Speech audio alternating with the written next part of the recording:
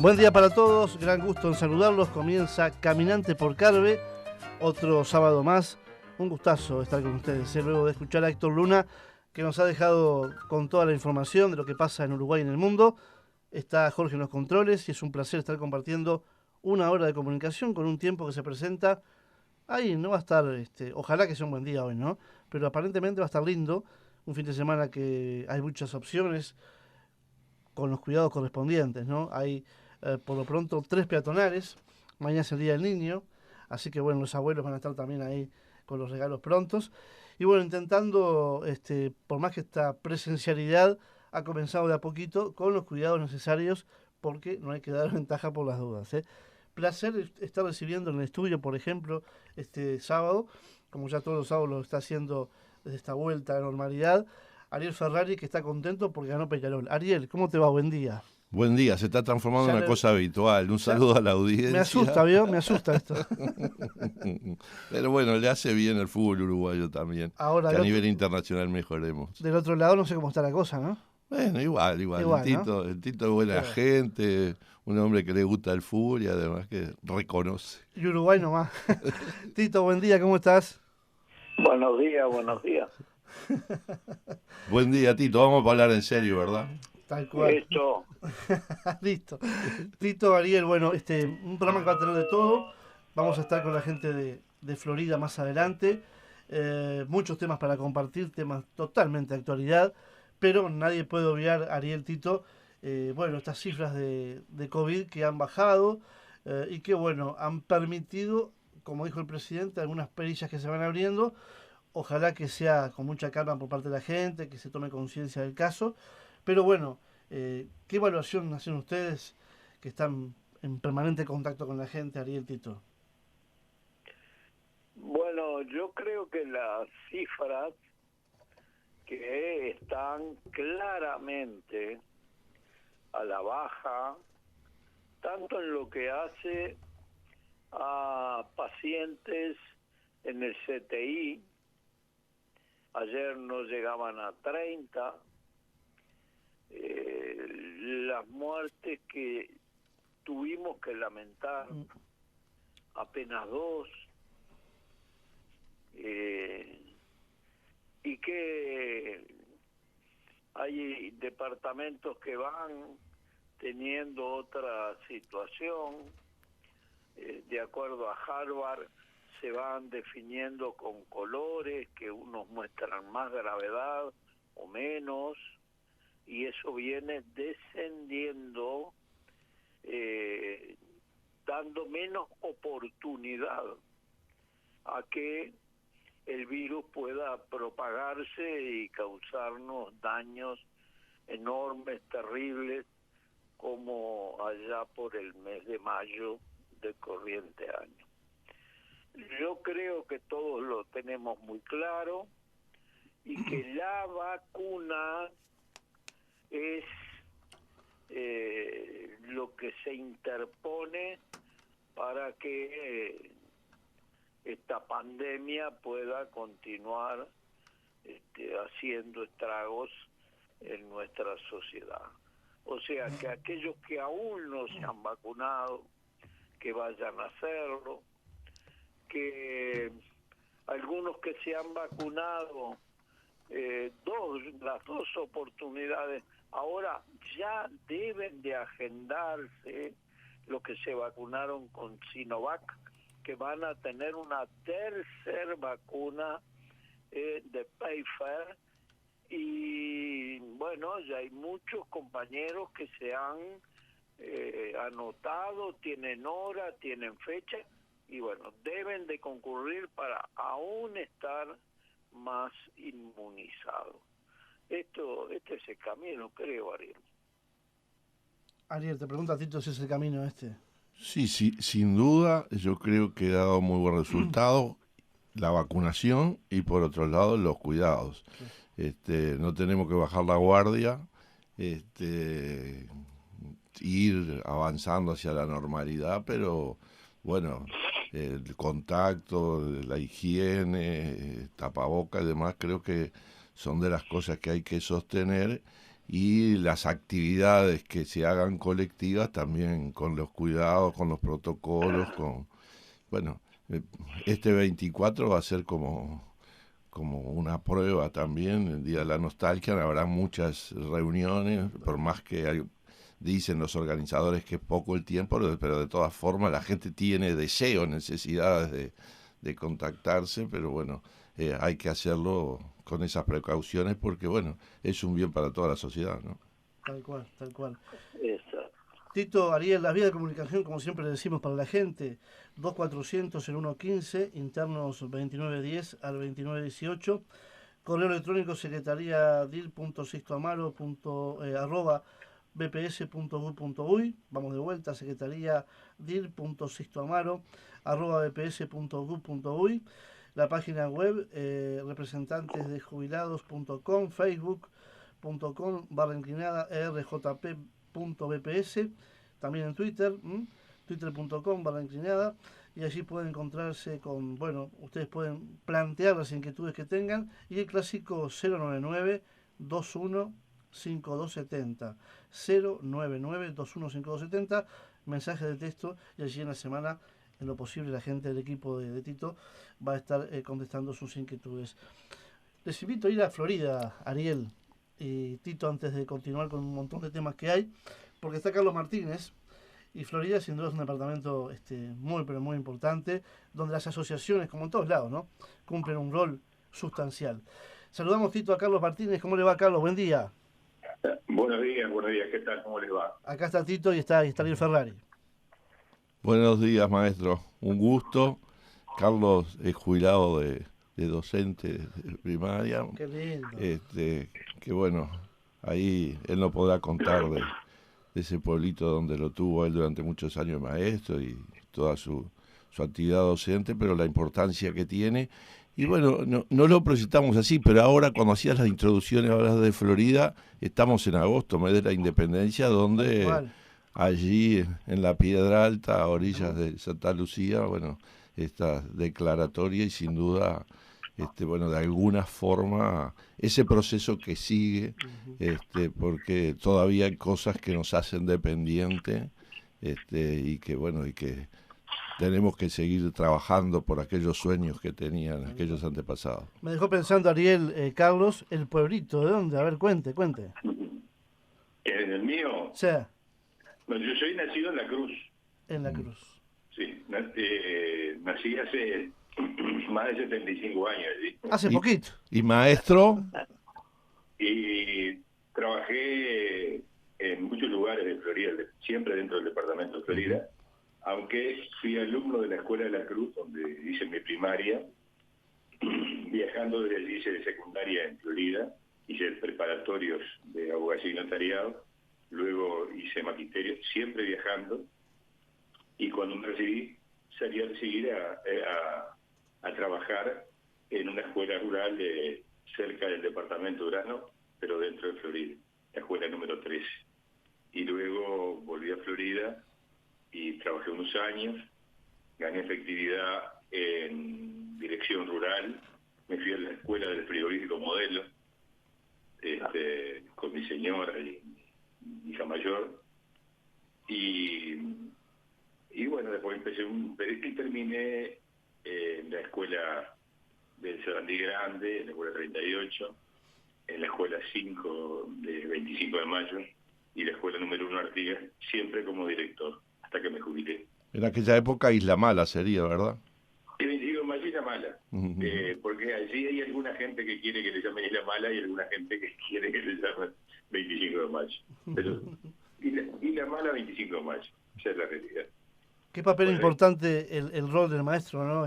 Rural en este caso, ¿no? La escuela rural, he recorrido unas cuantas, por suerte, por mi profesión, ¿no? Pero uno queda encantado con esa vocación de servicio, de ese compromiso de docencia, con, de repente, herramientas, Ariel, Tito, Carlos, con pocas herramientas, ¿no? Porque no hay mucho, pero sin embargo está ese compromiso de educar que no debe faltar nunca, ¿no? Por eso la escuela pública, Ariel, Tito, Carlos, siempre donde haya, así sea un alumno, ¿no?, tiene que estar presente, ¿no? Exactamente. No, además digo, la escuela rural es la presencia del Estado Claro. en el lugar. Nosotros en el tiempo que trabajamos allí, los vecinos era el club social, por decirlo de alguna manera, de los vecinos, y era el lugar de reunión, de interrelación entre los vecinos, y siempre ha tenido un papel muy importante la escuela pública. No hay lugar del país donde no haya una escuela, y esa es la expresión más viva de la presencia del Estado Nacional en ese lugar. Es lo que nos da cohesión y consistencia como nación. La escuela pública, además de enseñar a leer, a escribir, entre otras cosas, promueve el valor del amor a la patria, a la nación, a los valores de esa nación y de esa patria. Por lo tanto, yo diría que si hay un lugar que es un ícono de la expresión de los uruguayos, es la Escuela Pública Nacional. Tito, ¿qué cosa importante nos dice Carlos en relación a ese derecho humano fundamental que es la educación, el derecho a la educación? Y él lo decía, el rol, la responsabilidad del Estado. Y nosotros acá en este espacio hablamos siempre de otro derecho humano fundamental como es la seguridad social, y que también el Estado debe ser el garante, el responsable de que ese derecho le llegue a toda la ciudadanía, ¿verdad? Son instituciones que expresan resúmenes de avances históricos en la formación de nuestra ciudadanía, ¿no? La institución escuela pública, el Banco de Previsión Social, lo que hace a una seguridad social que legamos desde lo más hondo de nuestra historia. A veces cuando llegamos a un país vecino o en otra parte del mundo y decimos, bueno, lo distinto de Uruguay es que hubo primero pensiones a los héroes que quedaron mutilados de la guerra de independencia, a las viudas. Hubo primero el otorgamiento de esas pensiones que la firma de nuestra propia Constitución de la República, y que a fines del siglo XVIII y del XIX, al comienzo del siglo XIX, ya existían cajas de seguridad social que involucraban a militares, a maestros, y bueno, y uno de nuestros orgullos es la Asociación de Jubilados y Pensionistas Escolares, que tiene personería jurídica desde el año 1919. O sea que Uruguay, que sí se formó de a caballo, tuvo también en los docentes, en los maestros, una herramienta formidable que se expresaba en círculo de enseñanza a lo largo y ancho del país. Así que te ha tocado vivir una hermosa experiencia como trabajador, y yo digo, ahora como jubilado, seguramente los desafíos de la ONASPU, de la seguridad social y de mejorar la calidad de vida de todos los jubilados y pensionistas del país, estamos transitando, ¿verdad? Sí, si tú me permitís esto, yo diría que de los albores de la nacionalidad, la seguridad social fue un motivo de vida aquello de Artigas, que los más infelices sean los más privilegiados, era como la creación de la seguridad social en el país. O sea, en aquellos lejanos tiempos de los 1810, 20, ¿verdad? Y eso quedó, es la impronta de lo que después debería venir. Así que eso nos ha marcado a fuego. No hay vuelta. Y desde el fondo de nuestra historia. Exactamente. Hoy, Florida, tenemos una asociación de jubilados, ejemplo en el país, con un buen desarrollo edilicio, pero por sobre todas las cosas, con una presencia de compañeras, digo, y solamente menciono Genoveva por no recorrerme una cantidad importantísima de nombres. Sé que todas ellas lo entienden, y además Genoveva es un pedazo de la historia de ADEPAF y también de los jubilados de Florida, ¿verdad? Y bueno, Waldemar Jiménez Casco, no quiero nombrar compañeros porque me voy a olvidar de alguno, pero bueno, hoy día tenemos el compañero Pérez que tiene problemas con su esposa, problemas de salud, bueno, pero prontito lo vamos a tener por acá. Si me permitís, Santos Pérez, y vamos a estar junto con Santos hoy en esta salida al aire, ¿verdad? Pero realmente anda con problemas de salud importantes la familia, y bueno, tuvo que renunciar a esta actividad hoy, pero es un hombre que está al pie del cañón.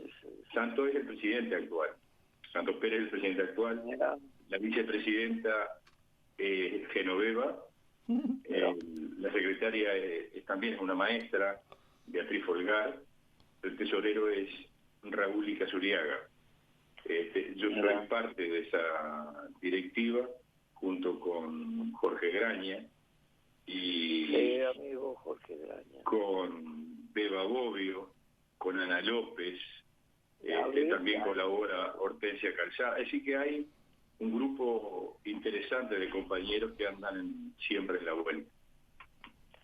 Sí, bueno, y seguramente todo esto de la pandemia nos ha un poco contenido, pero poco a poco, con los cuidados del caso, se irá retomando una nueva normalidad.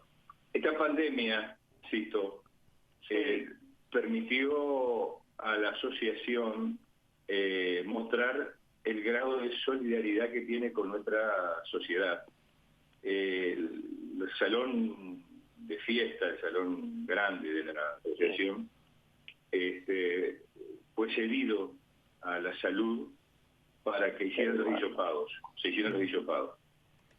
Decenas y decenas de floridenses pasaron por unos meses por nuestros salones. Es decir, lo hicimos obviamente gratuitamente como corresponde. Es parte de la devolución que hacemos a nuestra sociedad. Qué importante es que los jubilados, los pensionistas, la opinión pública, vayamos tomando conocimiento del papel que han jugado nuestras asociaciones de jubilados y pensionistas a lo largo y ancho de todo el país. Y este hecho de que la zona, el salón de fiesta, que es un lugar donde se hace la gimnasia, que además tiene comodidades importantes, haya sido en forma solidaria ofrecido por nuestra asociación toda esa batalla para detener una pandemia que tanto daño causó a nuestro país, no solo sanitario, ¿no?, sino económico, social, y tanto golpeó a los jubilados y pensionistas. Los felicito por eso, sé que es lo que tenían y lo que hicieron, si lo tienen que hacer lo hacen 10 veces más, y bueno, seguiremos trabajando unidos y además con temas pendientes que me gustaría entrar en alguno de ellos, como lo es la pérdida de poder adquisitivo, por ejemplo, que se genera en los jubilados de todo el país. ¿Por qué? Porque tenemos formas de aumentar nuestras prestaciones común, como no puede ser de otra manera, porque la inflación a nivel nacional nos superó el pasado mes de diciembre, y cuando llegaron los aumentos de enero tuvimos más inflación que aumentos, por lo tanto perdimos poder adquisitivo. Perdimos un 1.8 hoy. Al mes de junio le sumamos a ese 1.8 un 4.75% más de inflación, y eso naturalmente golpea la economía de los hogares de jubilados y pensionistas. Estos impactos seguramente por allá por Florida también fueron importantes. Sí, nosotros tenemos un órgano de prensa que es mensuario, que sale los primeros días de cada mes, que se llama El Defensor de los Pasivos. En el Defensor de los Pasivos de este mes, en la página 8, hay un artículo que dice: aumento de pasividades habrá, con respecto a esto de julio, porque todavía no sabíamos, y decíamos solo la lucha no era posible. Y en ese artículo desarrollamos todas las penurias que está viviendo las clases pasivas, y todas las pérdidas que en los últimos tiempos hemos tenido. Pero reivindicamos la unidad en la diversidad, las propuestas con fundamento, y la movilización pacífica es lo que pondrá en el centro de la preocupación nacional estas justísimas reivindicaciones, que podrán hacerse realidad porque lo que pedimos se ajusta a la verdad. Y nada debemos esperar sino de nosotros mismos. Esa es la síntesis de este artículo que pusimos en el mensuario de julio, y bueno, esa es un poco la síntesis de nuestras aspiraciones. Muy bien. Tito, Sí, adelante. Qué cosa interesante y qué alegría de alguna forma nos da que entre semana llamamos para comunicarnos con la asociación, hablamos con Carlos y simplemente trasladamos titulares. Bueno, vamos a tratar de compartir con la audiencia la actividad, el desarrollo, que conozcan los que no conocen una asociación a 100 kilómetros de Montevideo, pero que está enraizada en definitiva en la capital departamental de Florida y que tiene un vínculo con la sociedad. Y sin más que eso, pero está transcurriendo este diálogo y cómo aparecen naturalmente los temas de interés general, ¿no? Porque hasta cuando se habla de las gestas y las cuestiones artiguistas, aparece la seguridad social. Cuando nos hablan del salón y que eso es parte de la protección social y cómo integrar a la sociedad, a los jubilados y pensionistas, el aporte que hace el BPS y cómo las asociaciones lo devuelven después. Porque no solo da solidaridad, sino que se redistribuye después de alguna forma cuando con esta experiencia en medio de la pandemia o lo que ha sido el rol de las asociaciones en general con toda la Operación Milagro. Y bueno, en esa frase de Artigas, que los más infelices sean los más privilegiados, hoy seguimos reivindicando que darle más a los que menos tienen, y por eso el ajuste diferencial. Por suerte, digamos, aunque ya a mitad de agosto, hoy sabemos qué pasa porque salió el decreto y el decreto definitivo, porque lamentablemente se había hecho un decreto que no estaba correctamente, que no fue un problema burocrático, habían dejado afuera a los pensionistas, no estaba bien redactado y hubo que hacerlo nuevamente, y por lo tanto BPS no pudo aplicar en tiempo y forma el ajuste, y ahora, que para nosotros no es lo mismo, aunque está correcto de que en el pago del mes de septiembre, y esto lo decimos a toda la audiencia, se van a estar pagando los dos ajustes. Va a llegar al 3 con una BPC lo que es la pasividad mínima.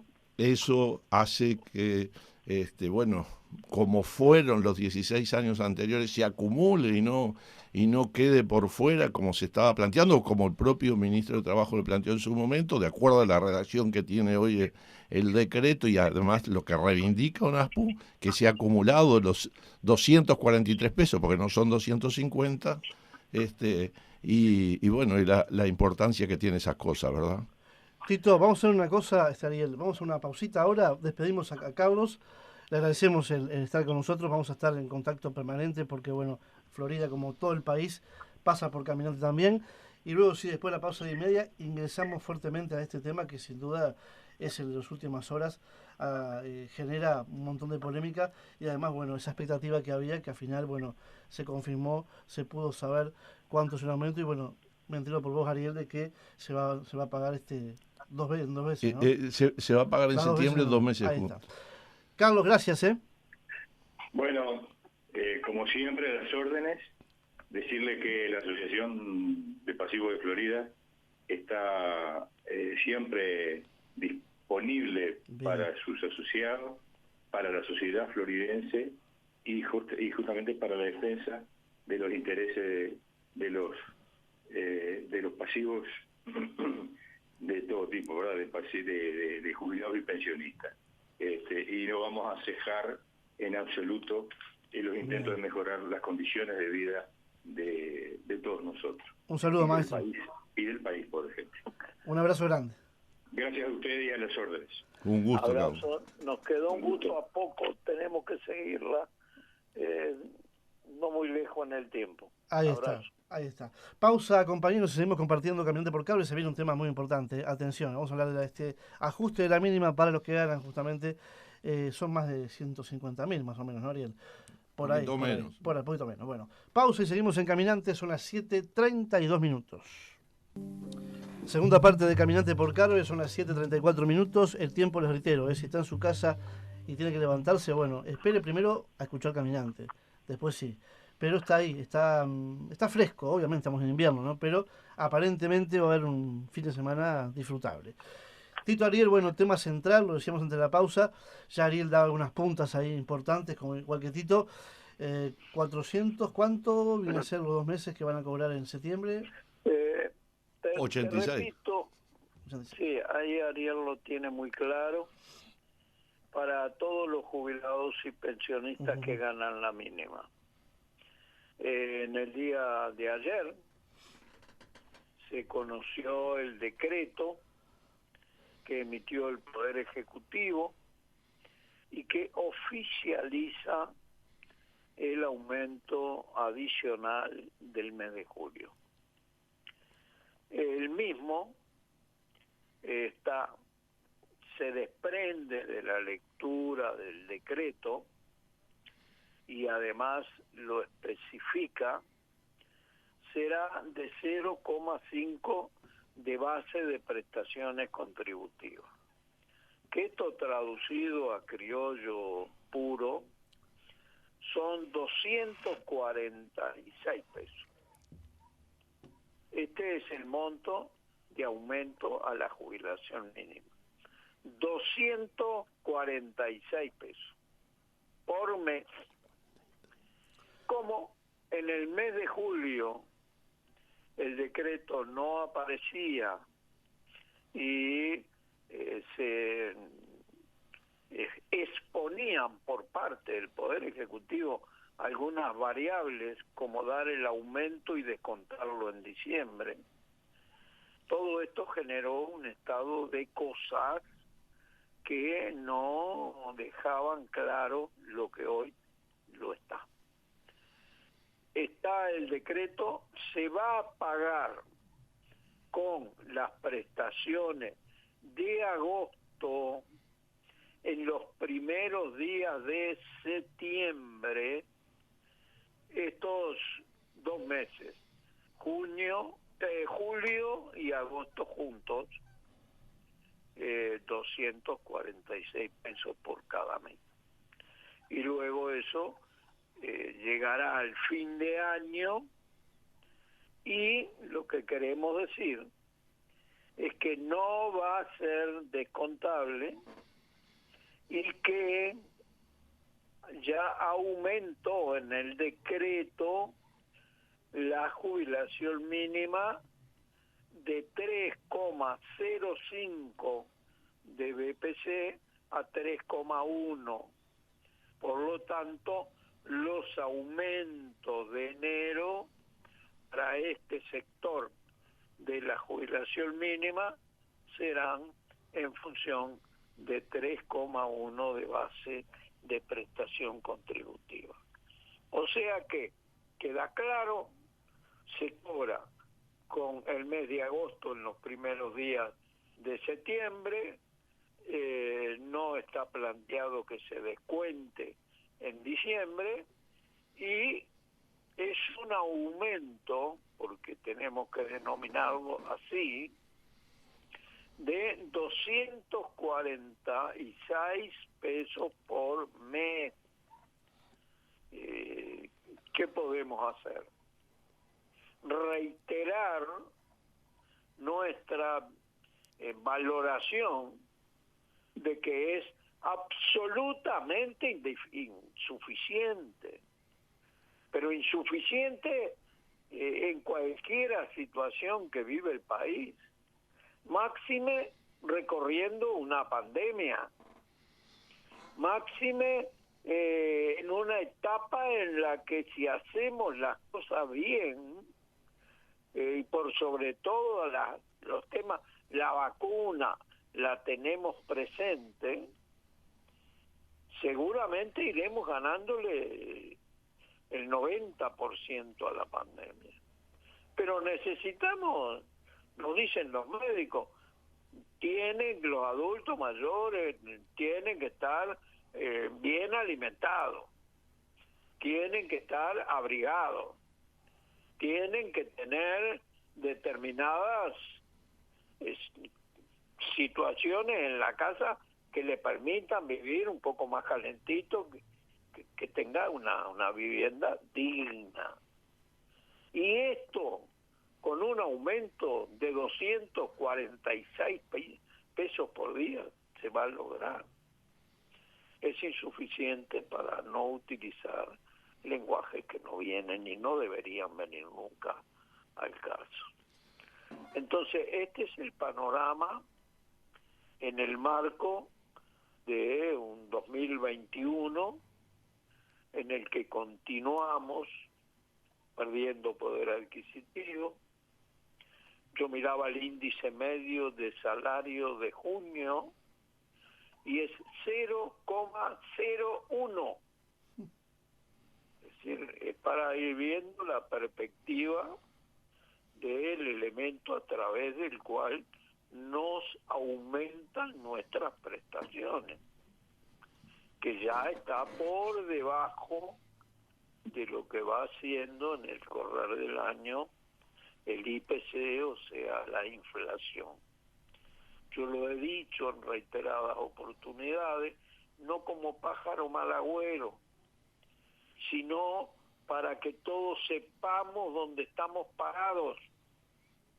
Y les reitero una vez más, perdimos poder adquisitivo al comienzo del año, lo seguimos haciendo ahora y vamos a llegar sobre el fin de año y comenzaremos el 2022 y seguiremos perdiendo poder de compra, poder adquisitivo, calidad de vida. Esto es la situación real que estamos viviendo los jubilados y pensionistas. El sábado pasado, Néstor, tú nos preguntabas si habíamos escuchado la conferencia de prensa del ministro Rocha, donde ahí, dijo los recursos no alcanzan, y vamos a hablar de eso también, redondeando este primer tema, del tema de que, bueno, cuando los recursos no alcanzan, teniendo en la niñez un porcentaje mucho más alto en situación de pobreza que el otro sector dependiente, digamos los mayores de 65 años, teníamos que esperar. Y ahí además también decía que por problemas burocráticos se había trazado el decreto, todavía no estábamos informados, no estábamos enterados, ni habíamos visto lo que había pasado, por qué era la demora. Un decreto mal hecho que cuando llega el BPS no estaba incluido los pensionistas, solo hablaba de los jubilados y le preocupa a los servicios cuando tienen que tener un respaldo para hacer las liquidaciones de un BPS que eso es la importancia de tener directores sociales que hagan su efecto de contralor, que respondan realmente a las asociaciones, a sus representados, que rindan cuenta como Tito cada sábado está haciendo desde hace 7 años en este espacio, o en la comunicación diaria o Caminante, o las publicaciones que hace 60 y más, o NASPU, u otros medios, o las visitas con las propias asociaciones. Pero en el decreto ahora que confirma el pago y que confirma además que, como siempre se hizo desde que en el 2006 empezó a darse el aumento diferencial, se acumula, se integra a la pasividad para que sobre todo, sobre los 14.853, que es el monto de la jubilación mínima, más los 243 que se suman ahora, pasen a alrededor de 15.100, y sobre los 15.100 se dé el aumento en enero. ¿Y por qué decimos esto? Porque en el decreto segundo que salió, como ha sido siempre, y una cosa que reiteramos, también hay que fijar cuánto pasa a ser el mínimo jubilatorio, que es un monto, modificando la ley 16.713, la ley de la SAFAP, que allá en el 95 dijo que la jubilación mínima tenía que ser 450 pesos, que si no hubiese habido estos ajustes durante todos estos 16 años, hoy estaría en el orden de los 7.200 y pico de pesos y no 14.853 como estuvo hasta el mes pasado. Y entonces el decreto tiene que llevarlo, como dice Tito, a 3,1 de BPC y además decir un monto en pesos, que es lo que marca la ley 16.713. Esto que es engorroso, que es administrativo, que no es burocrático, pero que, bueno, que era el vacío que en el primer decreto tenía, que demoró. Y acá quiero, en defensa del BPS, porque cuando se hacen anuncios por parte de gente que tiene responsabilidad de gobierno, que hacen a la seguridad social, enseguida o los trabajadores o los jubilados o los pensionistas llaman a los despachos de los directores sociales a preguntar: ¿cuándo cobro? Bien, pero mira, cobré la jubilación, cobré la pensión y resulta que no me vino el aumento. Y no es en este caso responsabilidad del BPS. Y esto no nos pasó ahora. Ha pasado en medio de la pandemia, cuando prórroga de seguro de paro o nuevas leyes para dar más periodo de seguro de paro a sectores afectados gravemente por la pandemia, como ha sido los servicios, la hotelería, el turismo, bueno, a veces los trabajadores cobran 2 o 3 meses después juntos las prórrogas del seguro de paro. O cuando se dio el subsidio de salud a los mayores de 65 porque, bueno, aunque no estuvieran enfermos, se entendió que por algunas patologías que no deberían estar trabajando presencialmente, se quedaran en sus casas y lo cubriera igual el servicio de salud. Y a veces esas cosas también, y no es lo mismo, además de insuficiente, como bien dice el director, no es lo mismo cobrar 2 meses juntos que la regularidad de cobrar todos los meses. Entonces, pero bueno, como en determinado momento dijimos, no salió el decreto, tenemos duda, hoy esa confirmación, ¿no? Y bueno, y volviendo al principio de la pregunta de la semana pasada que decía vos, Tito, el tema de esa falsa confrontación entre los mayores de 65 con los menores de 3 años, cuando quien tiene la responsabilidad de llevar adelante los destinos del país tiene que pensar en mejorar la calidad de vida de todos. Y yo pongo solo un ejemplo. En el 2005, la pobreza en la niñez era el 56%. De los menores de 3 años estaban en situación de pobreza. Y en los mayores de 65 era el 13%.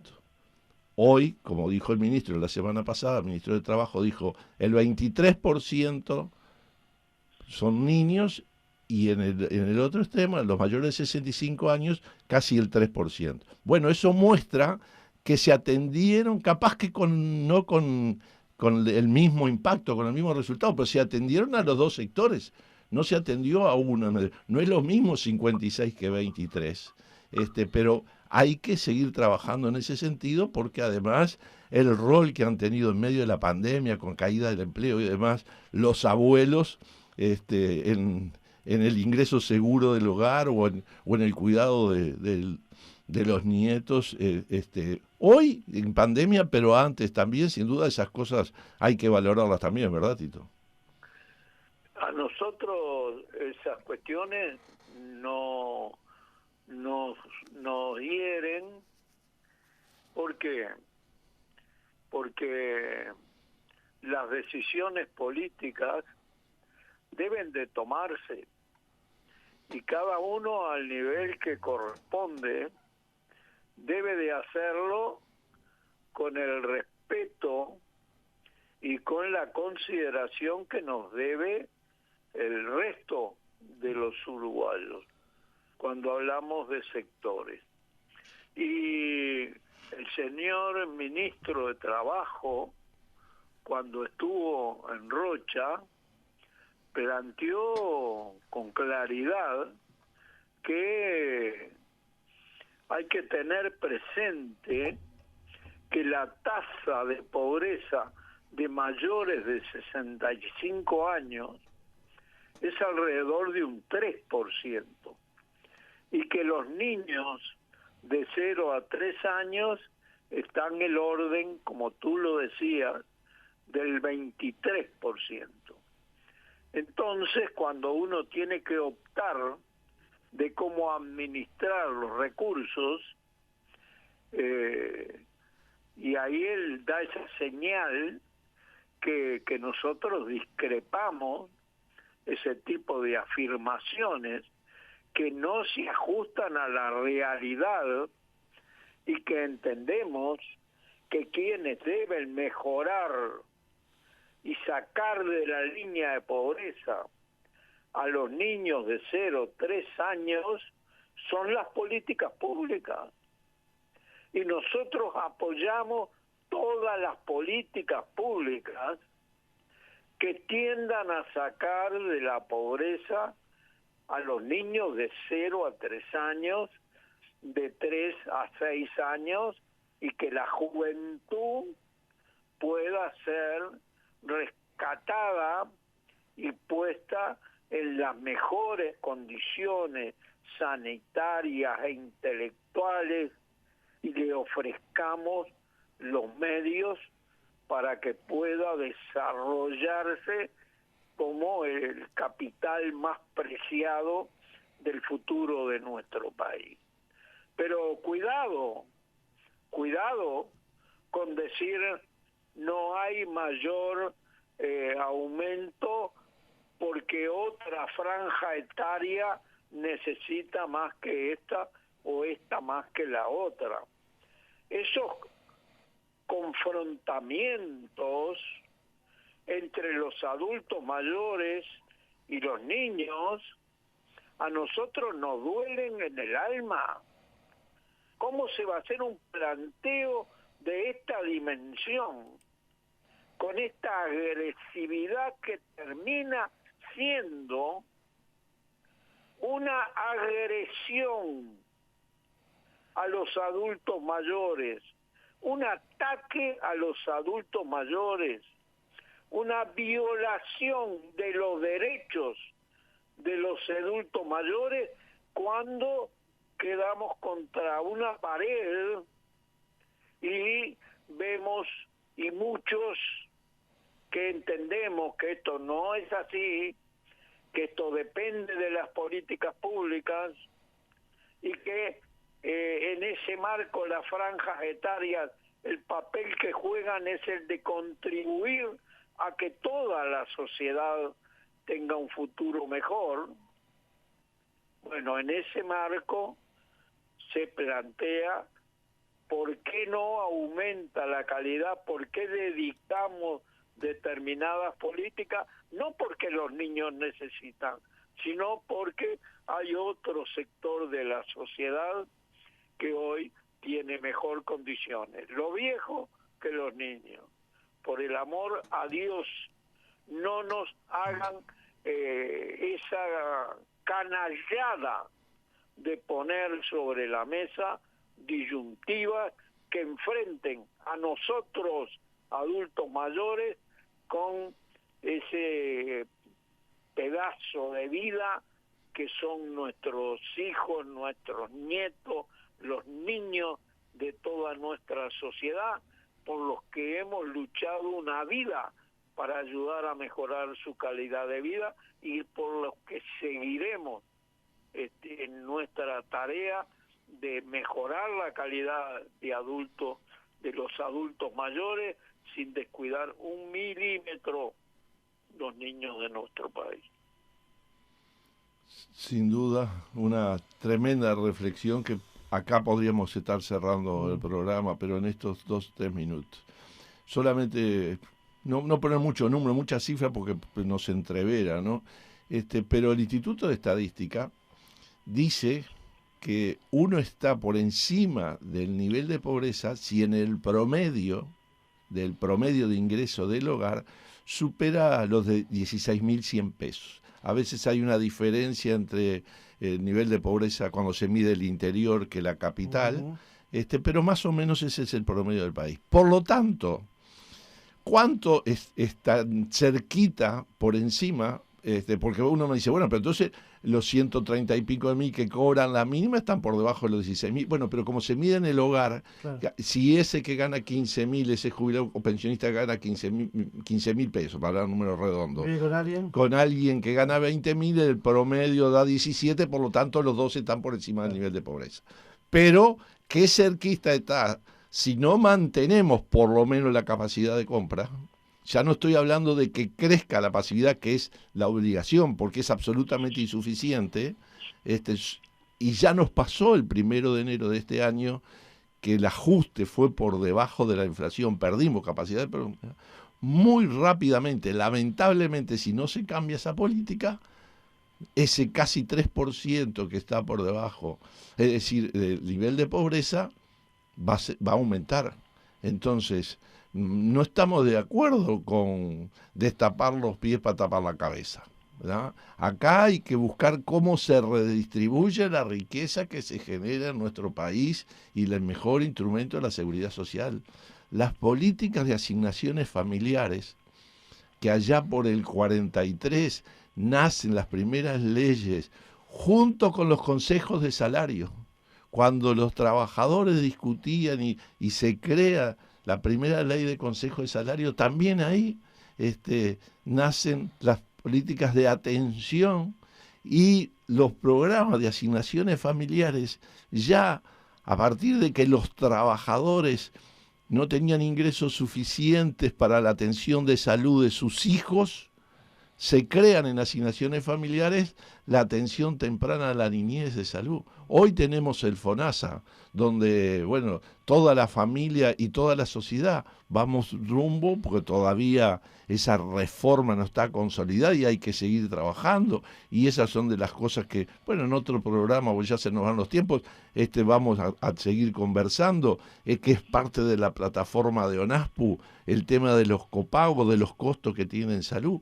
Entonces, ahí también hay una forma de ir mejorando, porque la atención en salud de los mayores de 65 años, sin duda es más costosa que en la etapa de trabajo, en la etapa activa o en la etapa, ¿no? Porque uno tiene que ir más controles, más gastos, más medicamentos, y los copagos sin duda son de las cosas que a veces llevan a que la calidad de atención se limite, y bueno, entonces, pero no puede pensarse en la niñez confrontado con los mayores de 65 años, con la tercera edad. Entonces creo que es un tema que da mucho para reflexionar, que tenemos que seguir conversándolo, y sin duda a la representación de jubilados y pensionistas como parte del trabajo de ONASPU también, a las asociaciones de jubilados nos encontrarán en la primera línea defendiendo nuestros derechos, en particular porque es hacia el sector que trabajamos, pero como parte del derecho y la defensa general de toda la ciudadanía, ¿verdad? Tito, nos quedan 2 minutitos, te escuchamos en el final. Bueno, comenzamos una etapa nuevamente hacia un acto eleccionario el próximo 28 de noviembre. Allí la ONASPU ha definido a sus candidatas y a sus candidatos, y bueno, en primer lugar haremos conocer en la próxima audición el programa por el cual esos compañeros tendrán que defendernos, y seguramente uno a uno veremos en qué proporción estaremos acá compartiendo, y será un espacio que nos ayudará a conocer el programa que defenderán nuestros compañeros en el directorio del Banco de Previsión Social, conociendo pormenores de cómo ha sido su formación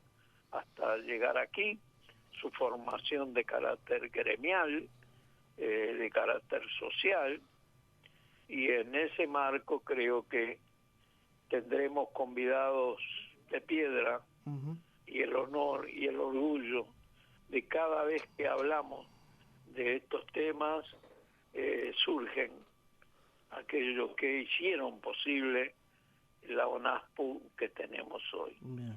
El querido don Luis Alberto Colotuso, el maestro Arturo Fernández, el querido Yesa Etari, son siempre el puntal donde nos afirmamos con certeza de que nos van a ayudar a impulsar a que el 28 de noviembre próximo, nuevamente, y como ocurre desde el año 1992, la auténtica, la única organización nacional de jubilados y pensionistas del Uruguay, la ONASPU, ganará las elecciones nacionales para determinar los representantes sociales de jubilados y pensionistas en el directorio del BPS. Ariel, Tito, gracias por todo, ¿eh? Nos estamos encontrando el sábado que viene. Buena semana para todos. Que pasen bien. Chau, Tito. Chau.